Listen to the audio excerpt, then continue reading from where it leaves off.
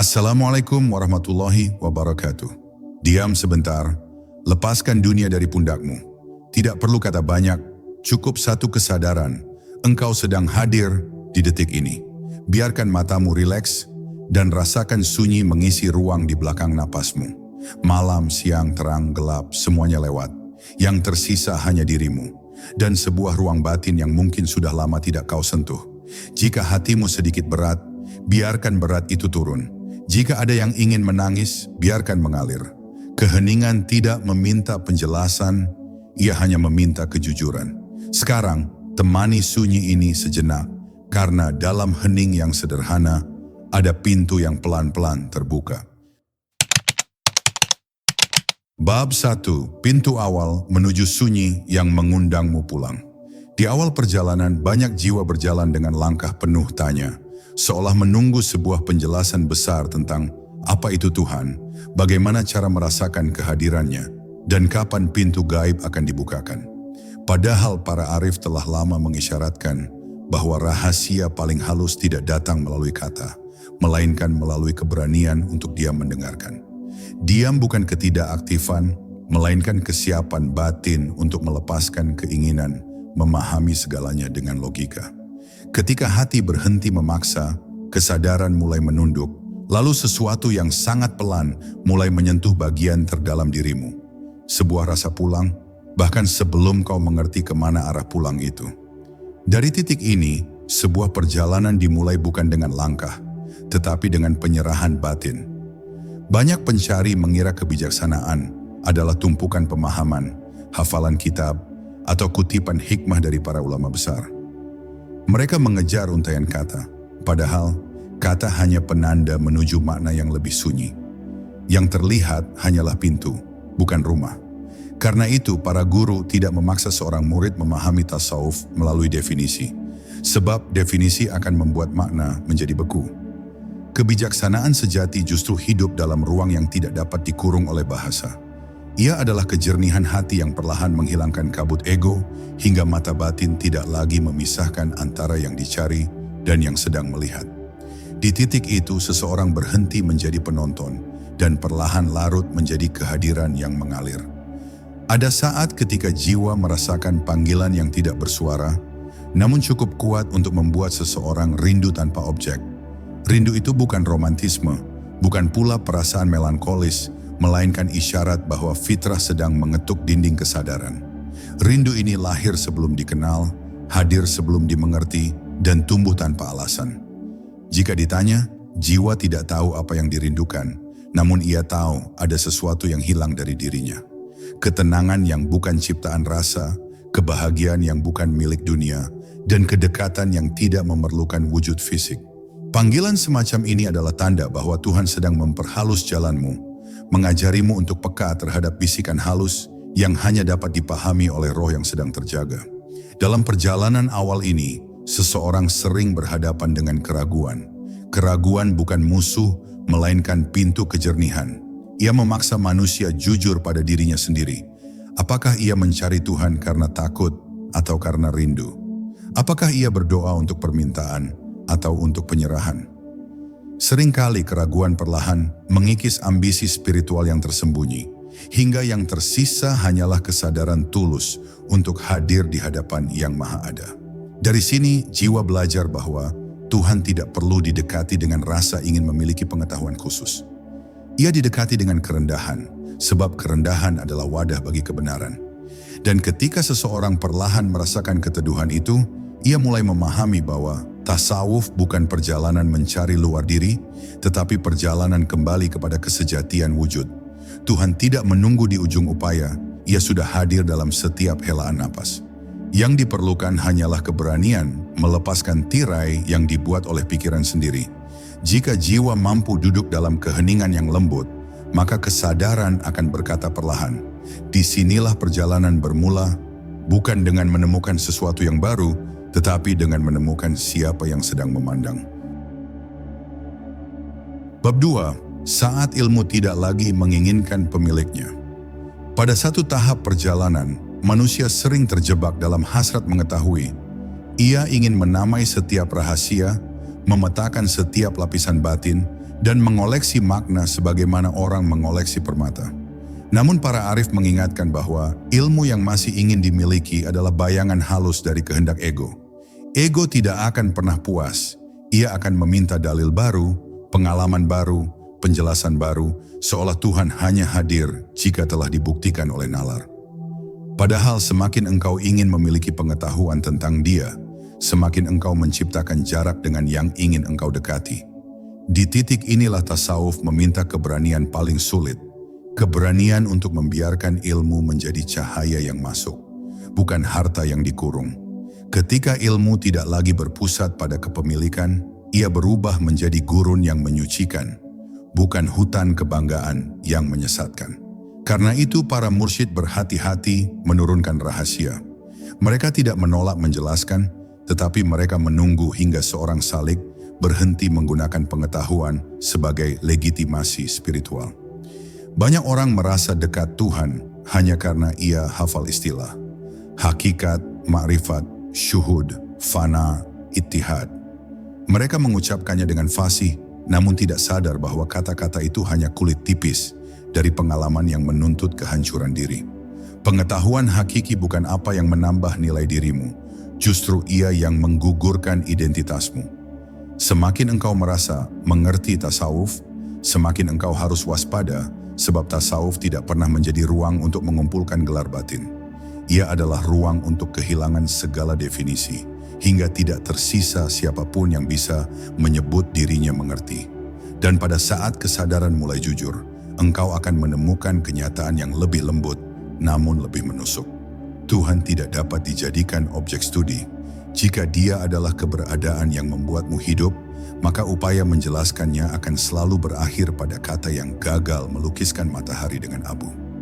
Ada wilayah di mana akal berhenti, namun bukan sebagai kekalahan, melainkan sebagai penghormatan.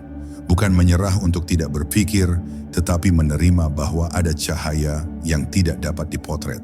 Ketika pikiran mundur dari ambisi menguasai makna, hati melangkah maju sebagai cawan penerima. Disitulah ilmu berubah menjadi kejernihan, bukan informasi. Ia tidak memperbesar dirimu, ia meluruhkanmu. Dan hanya yang rela hilang yang dapat menampung kehadirannya. Tidak semua murid sanggup mencapai titik ini, karena sebagian masih berharap ilmu menjadikan mereka pusat perhatian. Mereka ingin dihormati, dilihat sebagai orang suci, atau paling tidak dianggap menguasai wacana langka. Tetapi spiritualitas seperti ini adalah pedang yang memotong diri sendiri. Engkau tidak mendekat, engkau sekadar mengganti ambisi duniawi dengan ambisi gaib. Para arif melihat ini dengan iba, mereka tidak mencela, namun mereka membiarkan waktu menggungguli rasa haus itu sendiri. Detik ketika seorang murid berhenti menuntut pengakuan, barulah pintu dibuka sedikit demi sedikit. Karena rahasia hanya diberikan kepada mereka yang tidak lagi membutuhkan kehormatan untuk menerimanya. Dan pada akhirnya, ilmu tertinggi bukanlah kalimat yang dapat diajarkan, melainkan kondisi batin yang berserah. Ia tidak mengangkat dirimu, ia menanggalkanmu. Jika engkau mampu mencintai pengetahuan tanpa mengklaim kepemilikan, jika engkau mampu mempelajari rahasia tanpa merasa istimewa, jika engkau mampu duduk sebagai debu yang diberi cahaya, maka engkau akan menyadari sesuatu yang menenangkan. Bahwa ilmu bukan untuk dipegang, ilmu adalah jalan pulang bagi jiwa yang berhenti memegang apapun. Inilah momen ketika pengetahuan tidak lagi membutuhkan pemilik, dan jiwa tidak lagi ingin memiliki. Keduanya larut dalam keheningan, di mana Tuhan menjadi satu-satunya sumber yang tersisa. Bab 3, ketika pencarian ternyata menghapus sang pencari. Pada suatu titik yang lebih dalam, seorang salik mulai menyadari bahwa pencarian spiritual tidak pernah benar-benar tentang menemukan sesuatu di luar sana. Pencarian itu justru bergerak ke arah yang lebih senyap, menuju ruang batin tempat identitas perlahan longgar dari genggamannya sendiri. Banyak orang memulai perjalanan dengan membawa ambisi, ingin mencapai makam tertentu, ingin meraih kedekatan istimewa, ingin menjadi pribadi yang suci dan berbeda dari manusia lain. Namun semakin jauh seseorang melangkah, semakin ia menyadari bahwa ambisi itu hanyalah bentuk lain dari diri yang ingin bertahan. Tasawuf tidak pernah mengajarkan seseorang untuk menjadi hebat. Ia justru menuntun manusia untuk menghilang tanpa suara. Ketika engkau masih ingin menjadi seseorang di hadapan Tuhan, maka perjalanan belum sungguh dimulai. Hanya ketika engkau bersedia menjadi hampa, kehadiran itu mulai menangkapmu. Karena itu para arif jarang berbicara tentang pencapaian, sebab bagi mereka, setiap pencapaian ruhani justru mengandung risiko terbesar, menjadikan ego semakin halus. Ego spiritual adalah hijab paling tipis namun paling mematikan, sebab ia mengenakan pakaian cahaya, padahal ia tetap merupakan pusat keakuan. Ia membuat seseorang bangga karena merasa telah mencapai keadaan batin tertentu, merasa telah lebih dekat, merasa telah dipilih. Padahal kedekatan yang sejati membuat manusia tidak mampu lagi menghitung jarak, apalagi membandingkan dirinya dengan orang lain. Jika engkau masih merasakan dirimu lebih dalam dari yang lain, itu bukan kedewasaan ruhani, itu adalah keangkuhan yang menyamar sebagai kesalehan. Seorang penempuh harus sanggup mengakui bahwa jika masih ada aku sedang menempuh, maka perjalanan belum mencapai hulu. Pada fase ini, sebagian jiwa dihentikan oleh Tuhan dalam bentuk kekosongan panjang. Tidak ada pengalaman mistik, tidak ada isyarat luar biasa, tidak ada mimpi ilahiyah, tidak ada linangan air mata, bahkan tidak ada rasa rindu yang menekan dada. Semuanya terasa datar, seakan pintu tertutup rapat. Sebagian merasa ditolak, padahal justru inilah masa penyucian. Tuhan sedang menanggalkan ketergantunganmu pada rasa, pengalaman, dan bukti.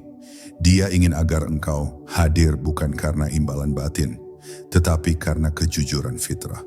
Kekosongan ini seperti gurun yang panjang. Ia membakar semua ilusi dan membiarkanmu berdiri hanya dengan satu alasan. Karena engkau tidak punya tempat lain untuk kembali selain Dia. Inilah momen ketika perjalanan mulai mengikis bukan hanya keinginan, tetapi juga keberadaan si penginginnya. Dan sesuatu yang lembut terjadi setelah itu. Kesadaran mulai memahami bahwa Tuhan tidak pernah dicapai melalui langkah, karena langkah selalu mengandaikan jarak. Tuhan tidak pernah dijumpai melalui metode, karena metode selalu mengandaikan dualitas. Ketika engkau mengejar, engkau tanpa sadar menciptakan pemisah antara pencari dan yang dicari.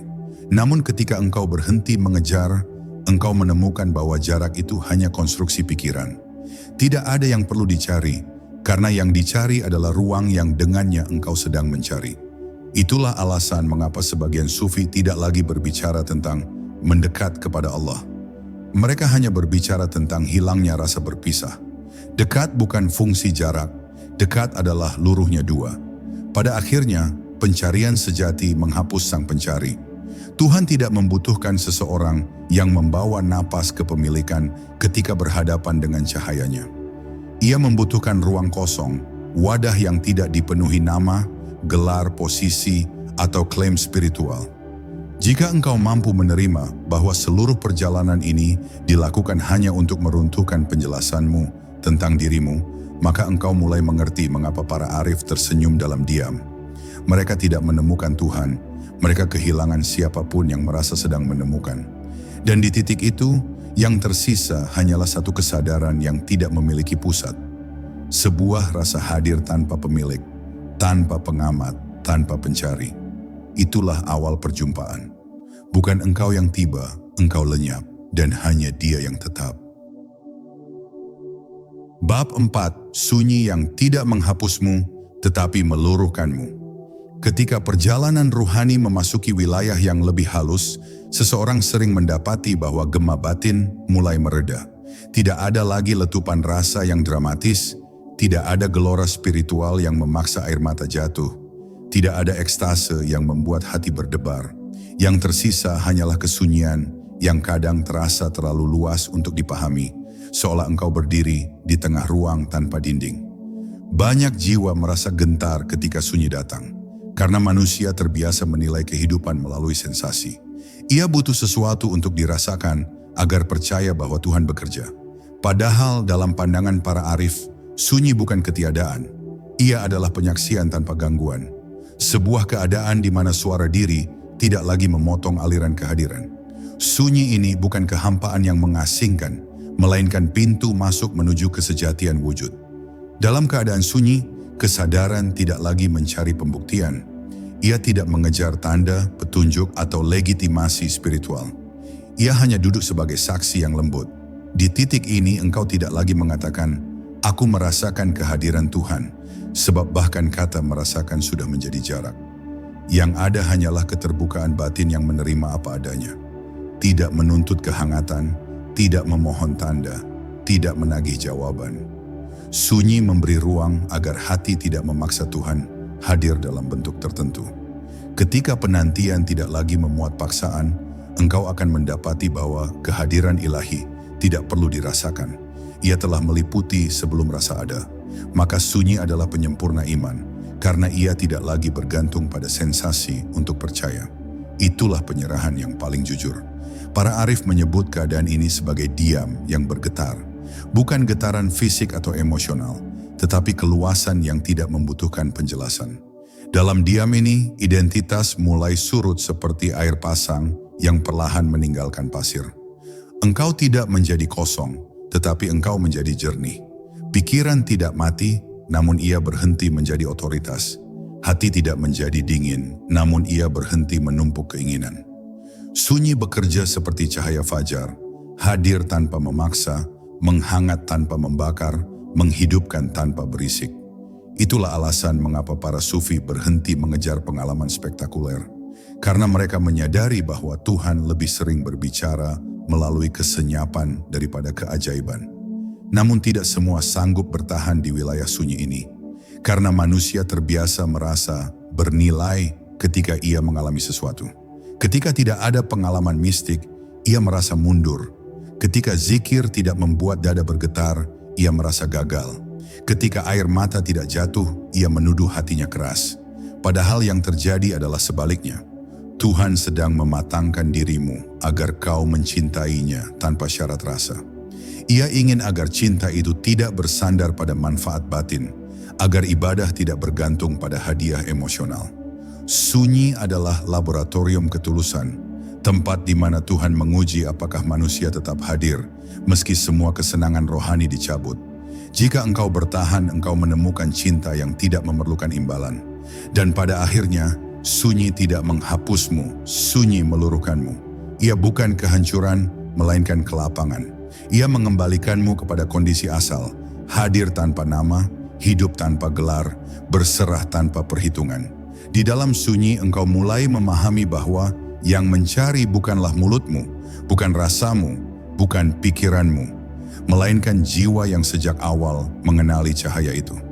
Dan ketika engkau mampu berdiam tanpa ketakutan, engkau sedang mempersiapkan dirimu untuk memasuki rahasia berikutnya. Bahwa kehadiran Tuhan tidak pernah menjadi peristiwa, melainkan keadaan yang selalu berlangsung.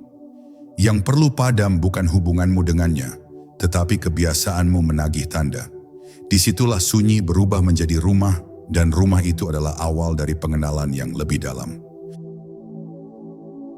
Bab 5. Diam yang mengundang nafas Tuhan. Dalam perjalanan ruhani, ada satu detik langkah yang tidak bisa dibuat oleh manusia. Detik ketika diammu berhenti menjadi sekadar perilaku, lalu berubah menjadi undangan. Undangan kepada Tuhan untuk hadir, untuk turun, untuk menyinari. Saat itu bukan hatimu yang berusaha mendekat, tetapi sebaliknya. Sesuatu dari alam cahaya mengambil langkah pertama padamu, dan kau hanya menjadi wadah yang tidak berisi, wadah yang tidak meminta apa-apa, wadah yang tidak menawarkan konsep tentang Tuhan, tetapi membiarkan Tuhan menyatakan dirinya. Diam yang seperti ini tidak tercipta saat engkau memaksa pikiran untuk berhenti. Diam seperti ini muncul ketika jiwa melepaskan ego yang ingin memegang kendali. Ketika engkau tidak lagi berkata, "Aku ingin mencapai fana," atau "Aku ingin mendapat rasa nikmat dalam zikir," atau "Aku ingin menjadi kekasih Allah." Semua keinginan itu adalah dinding, dan diam adalah saat ketika dinding tidak lagi engkau bangun. Kau pasrah bukan dalam bentuk kalah, tetapi dalam bentuk sadar bahwa tidak ada apapun yang bisa dilakukan manusia terhadap kemahakuasaan Tuhan. Dan pada detik itu, napasmu berubah. Nafas bukan lagi udara masuk dan keluar, ia menjadi salam. Nafas adalah ayat yang tidak tertulis pada mushaf manapun, tetapi beredar pada rongga dada orang yang mengingat Allah dengan kesadaran. Nafas menjadi ladang tempat sakinah turun. Nafas menjadi jembatan antara yang gaib dan yang nyata. Nafas menjadi pelukannya pada seorang hamba yang berserah. Maka engkau tidak mencari pengalaman spiritual. Engkau hanya menarik satu nafas dan Tuhan menjawab. Ada orang yang zikir keras, ada yang menangis, ada yang bersujud panjang, itu semua baik. Tetapi ada satu rahasia yang tersembunyi pada para arif billah. Mereka menemukan Tuhan lebih dekat pada napas yang tidak bersuara. Karena suara adalah gelombang, dan gelombang butuh ruang untuk bergerak. Tetapi Tuhan tidak memerlukan ruang. Maka engkau menenangkan suara agar yang tak beruang itu dapat dikenal. Itulah sebabnya diam bukan sekadar renungan. Ia adalah bahasa semesta yang hanya dipahami arwah yang sudah merendah. Jika engkau mampu memasuki diam yang mengundang, kau akan melihat perubahan dalam dirimu tanpa melakukan apapun. Hati menjadi bening tanpa engkau menyucikannya. Pikiran menjadi lembut tanpa engkau memaksanya. Hidup terasa ringan tanpa engkau mencari solusi. Itu semua terjadi karena Tuhan sedang bekerja dan kau hanya membuka pintunya.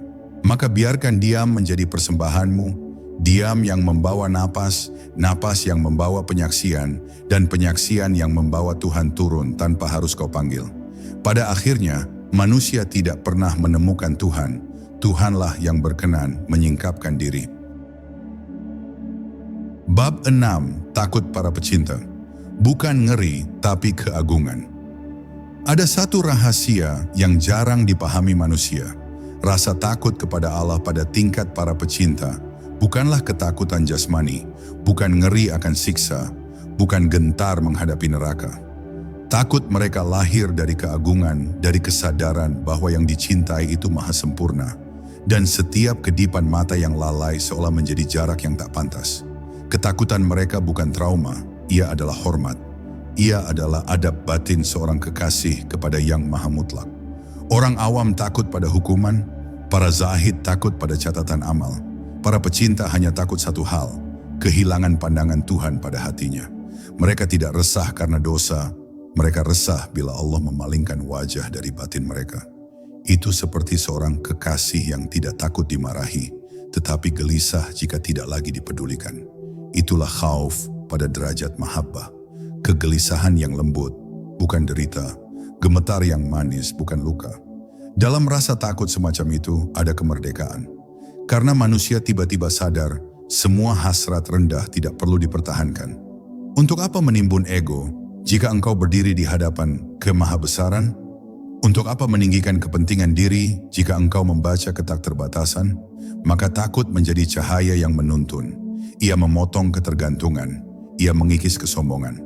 Takut menjadi pintu kepada penyerahan total, karena logika dunia tidak mungkin bertahan di hadapan kekekalan. Ketika takut sudah bertransformasi menjadi cinta, tidak ada lagi ancaman yang direspons oleh jiwa. Yang ada adalah keheningan yang mulia.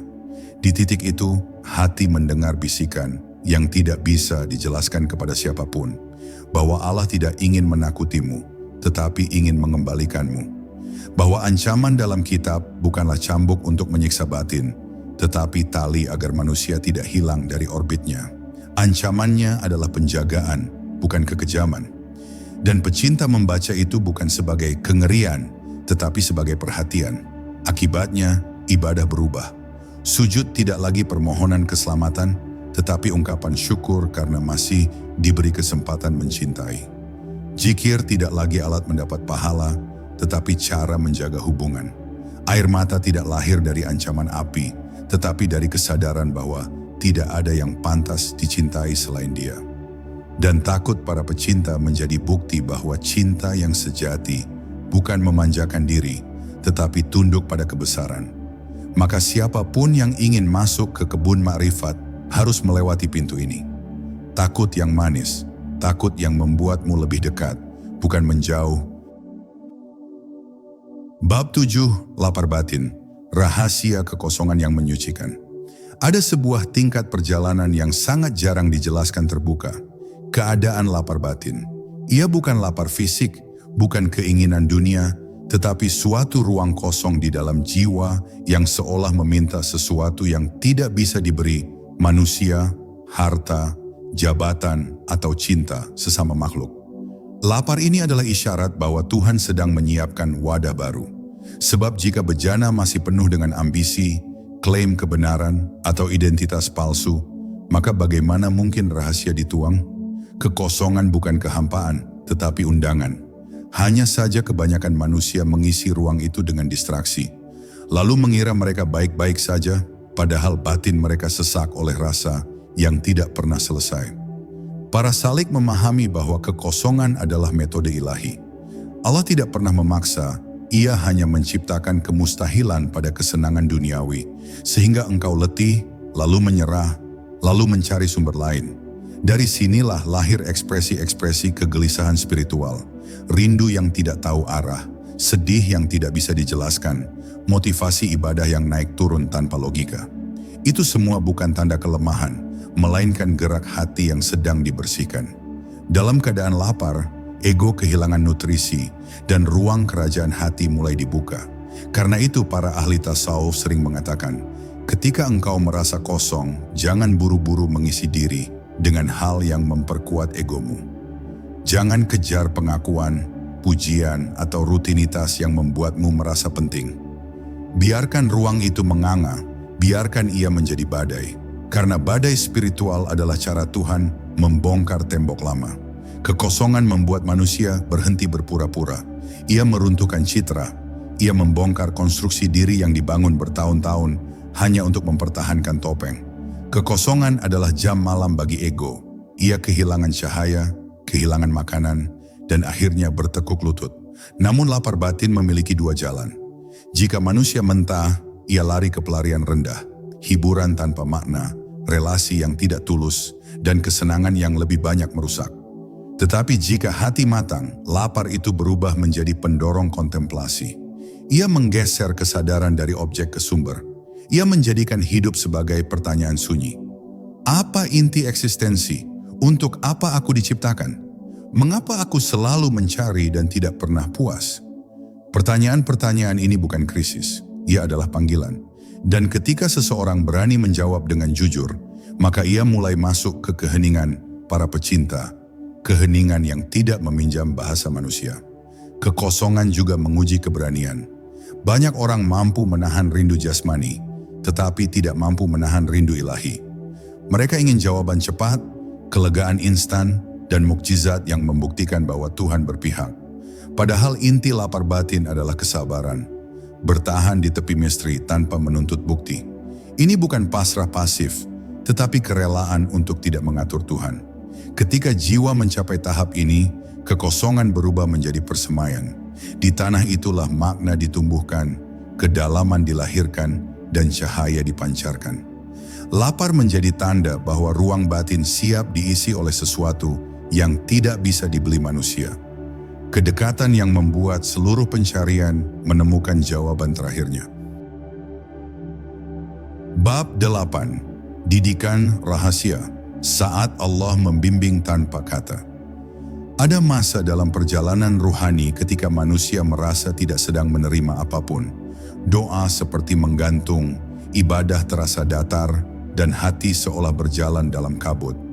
Banyak yang mengira itu tanda penolakan, padahal di situ letak pendidikan paling rahasia. Allah tidak selalu mendidik dengan teks, nasihat, atau peringatan keras. Seringkali Ia mendidik dengan keheningan. Keheningan itu memaksa manusia melihat dirinya sendiri, bukan melihat siapa yang harus disalahkan. Pendidikan sunyi seperti ini tidak untuk semua orang, karena hanya hati yang teguh yang berani menghadapi dirinya tanpa pelarian. Bimbingan ilahi kadang hadir dalam bentuk kehilangan sesuatu yang dicintai. Di mata awam, itu malapetaka.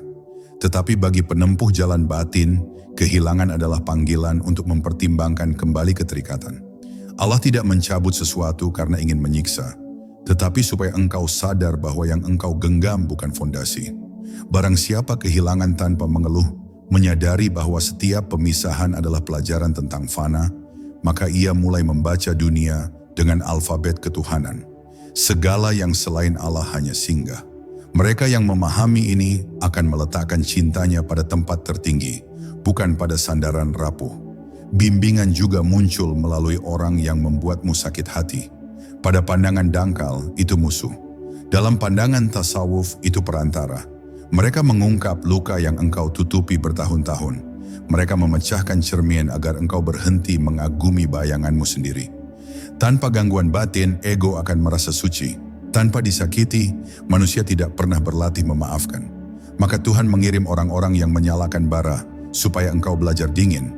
Ia mengirim kepahitan, supaya engkau mengenali manisnya sabar. Ia mengirim pertemuan yang salah, supaya engkau mendengar intuisi yang benar. Ada pula didikan melalui penundaan. Manusia mendesak hasil, Tuhan menunda. Bukan karena ia pelit, tetapi karena waktu adalah kurikulum. Jika engkau diberi cepat, engkau akan menjadi rendah. Jika engkau ditahan sebentar, engkau belajar menunggu tanpa merusak batin. Penundaan membuka kualitas yang tidak lahir dari kenyamanan, kerendahan hati, penerimaan, dan kemampuan berjalan tanpa kepastian. 3 hal ini adalah kunci dunia batin. Seorang salik yang hanya mau bergerak ketika dijanjikan hasil, tidak pernah memahami makrifat. Makrifat dimiliki mereka yang mau melangkah dengan mata tertutup, bukan buta, tetapi percaya. Cara bimbingan paling dalam adalah ketika Allah menutup semua jalan eksternal, hingga manusia berhenti mencari jawaban di luar dirinya.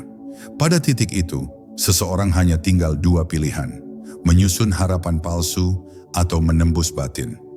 Jika ia memilih batin, maka ia bertemu dengan dimensi yang tidak ditawarkan dunia. Dimensi detik ini, kehadiran napas, dan kesadaran bahwa seluruh hidup adalah kelas yang tidak pernah libur. Engkau tidak bisa keluar dari ruang pelajaran ini.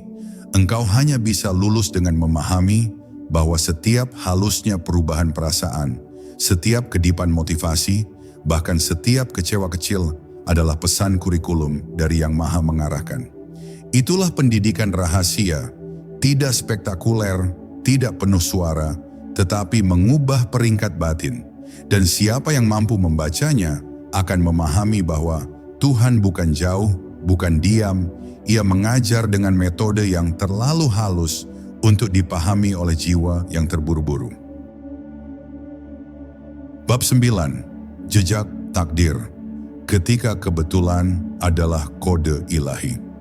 Dalam perjalanan batin, ada kemampuan yang tak pernah diajarkan secara formal. Kemampuan membaca jejak Tuhan di balik kejadian kecil. Banyak orang hanya memperhatikan peristiwa besar. Rezeki datang, musibah menimpa, jabatan naik, hubungan runtuh. Padahal tanda paling rahasia justru tersembunyi di kejadian yang tampak sepele. Pertemuan singkat dengan orang asing, kalimat sederhana yang tiba-tiba menyentuh. Penundaan 5 menit yang mengubah arah, atau rasa gelisah yang muncul tanpa sebab. Itu semua bukan kebetulan. Ia adalah bisikan Tuhan kepada mereka yang telinganya telah dibersihkan. Namun manusia modern menganggap kebetulan sebagai sisa statistik, karena mereka lupa bahwa takdir memiliki tangan halus yang tidak pernah gagal menyentuh. Bagi para arif, tidak ada perjumpaan yang tidak dimaksudkan. Ada orang yang dikirimkan hanya untuk meruntuhkan satu sifat buruk. Ada yang datang sekadar mengajarkanmu berhenti berharap pada manusia. Ada pula yang hadir untuk menumbuhkan sifat ikhlas melalui perpisahan.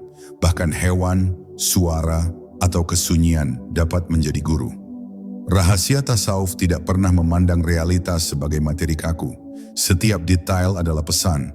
Setiap kejadian adalah huruf, dan setiap momen adalah wahyu kecil yang tidak dibukukan. Orang yang mampu membacanya tidak lagi sibuk bertanya, "Mengapa ini terjadi padaku?" Tetapi bertanya, "Apa yang hendak engkau jelaskan melalui ini?" Kebetulan juga tinggal dalam perubahan keinginan.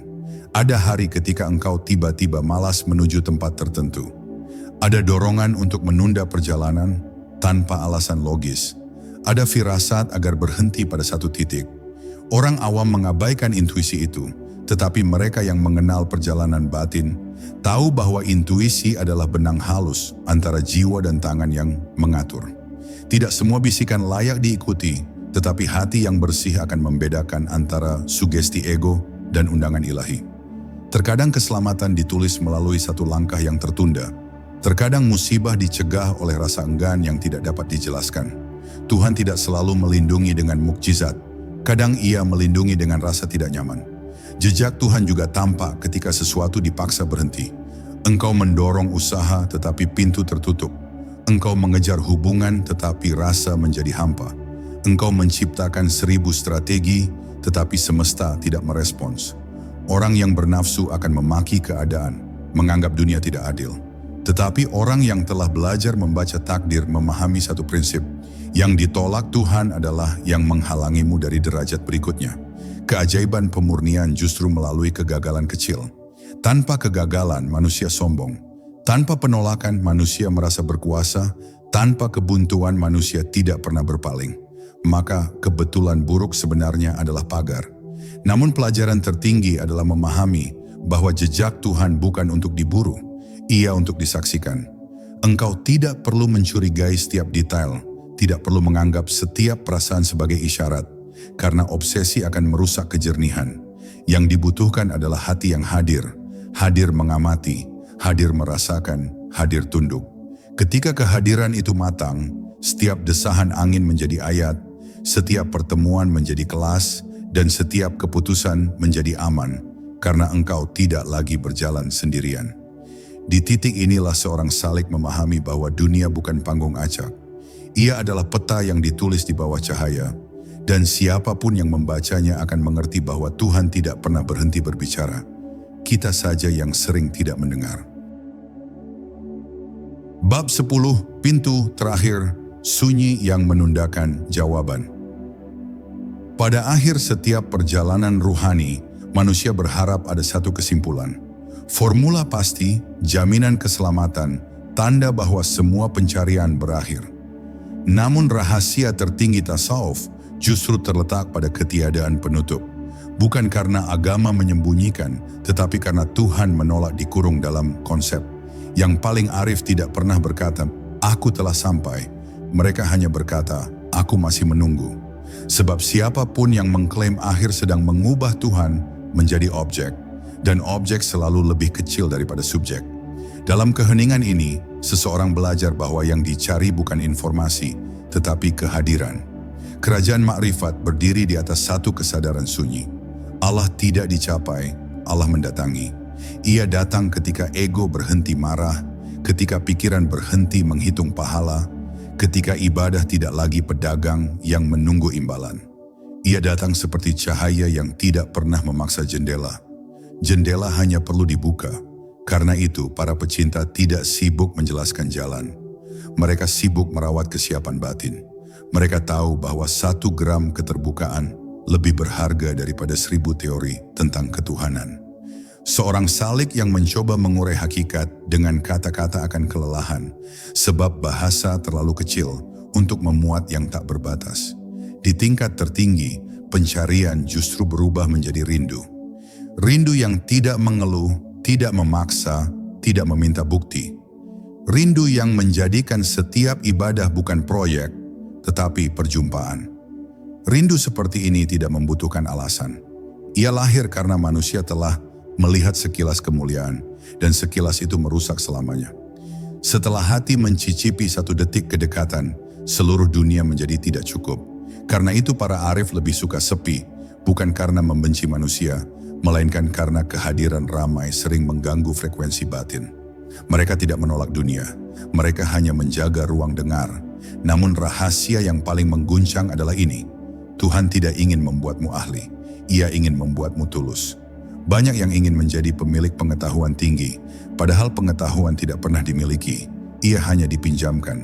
Yang dipermanenkan bukan konsep, tetapi akhlak batin, rendah hati, sabar, jujur, hadir.